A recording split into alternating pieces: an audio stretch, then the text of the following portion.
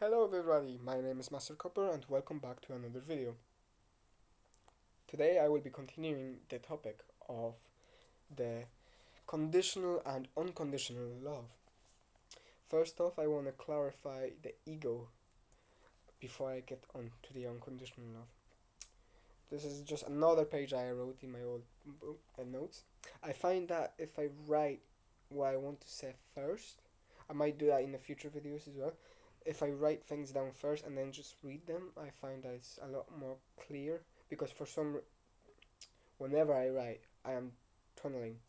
It's coming from higher dimension and it's much clearer and much more understandable than whenever I just try to pull the words from the mind. So off we go. There's roughly about 7.2 billion people living on Earth right now, and each person has their own ego and their own way of thinking. Every person has an ego, whether it is small or whether it is big. Every person, by their trial of thought, think of think that they are the center of the universe, whether the person admits it or not, or if the person is aware of not or not as well. How many times have you thought to yourself, "Oh, that won't happen to me," or "I'll be more careful than that," and then it won't happen to me? This, believe it or not, is your ego. I am too good for something bad to happen to me. Every person thinks that everything revolves around them and the correct that everyone has to correct themselves to that particular person. There are very few people that adjust to the society and try to work with it. Our egos are very sneaky, and a lot of the time we don't even realize that they are working or taking our trails of thought. We cannot trust our egos because they always change. For example, when you sleep, you undergo changes due to our dreams. So one day your ego can be like this and like this certain situation, and the next day you wake up and all of a sudden you really dislike this situation because of the changes that occurred. Now, finally, moving onto the pure unconditional love. This is something I really want to talk about for a long time, but I wasn't feeling too confident about that. So, first off, I'm gonna read this and then I'm gonna start speaking from myself. In our world, there is no such thing as pure unconditional love. The closest we have right now would be the relationship between a mother and her child. If a mother was walking with a lot of kids and one of them was her child, and some danger appeared, the mother would do whatever she can to protect her child and letting the other kids be in danger. True unconditional love has no boundaries and no limits. It is not limited to one person. It is about loving everyone the same, not wishing harm upon anyone and willing to make people happy.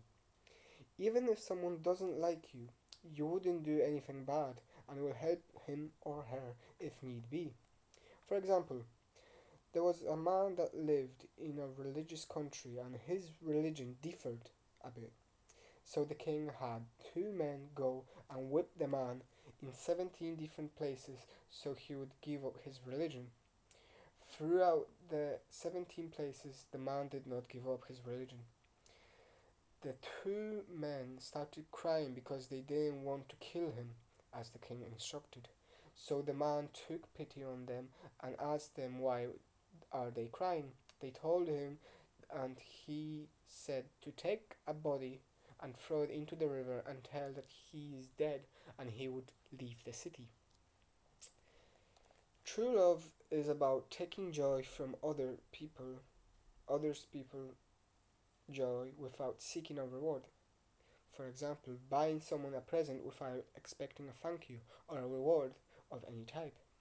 Going back to the example of conditional love, if another girl appeared and the man was happy with her present, his girlfriend would take the joy from it as well as it would supportive of them meeting.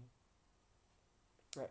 So if there was a pair and another girl came over and the guy liked the presence of that girl, the girlfriend would get jealous and would push away that girl because of the rivalry and jealousy. Unconditional love has no start and no end. It should always be present, and once the love appears, it does not disappear. But, as I have stated before, such love does not exist on earth. I'll get to that in a second. I'm just reading from the book, okay? Everyone seeks real love, but very few find it.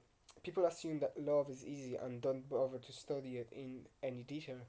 In fact, life love is very hard, but once we find it, they become enlightened, and that enlightenment increases as the person experiences more love. There's no limit to the amount of love one can experience. Unfortunately, in our society, everyone seeks the conditional love because they are blinded by material goods and their egos. So that was that extract. Now I would like to talk about the unconditional love from my experience after about 4 years after I wrote this and experience some bits of the true unconditional love, the pure love, to some extent at least, because it's stated here that it's not possible to fully experience it, but it is possible to catch glimpses of it, and by elevating your level of consciousness, eventually you get to a state where that type of love is present within you all the time, yet you're not aware of it and you just see it as a natural thing. You don't look at it as love. You just look at it as being your true self. And as you progress through meditation or through other methods, you'd find that you start to just give. Like, for example, I think, and I hope this is not just the ego mind talking through me, that to some degree I am experiencing the true love right now. Because for me, in order to be happy, all I need to do is just be alive. But it, I, f- I find happiness in seeing other people happy. I do not want anything from them. I just want to see them happy. And in my experience, this seems to be type of love, right? Because you only want happiness for the person, you don't want to see them suffer. And whenever that happens, the whole world changes, really. Because you do not wish harm upon anybody. And even when people, it hasn't happened in a very long time, but even if the people are not good towards you, you still wish them good luck and you still wish them happiness. And that really does change the way you perceive the entire world.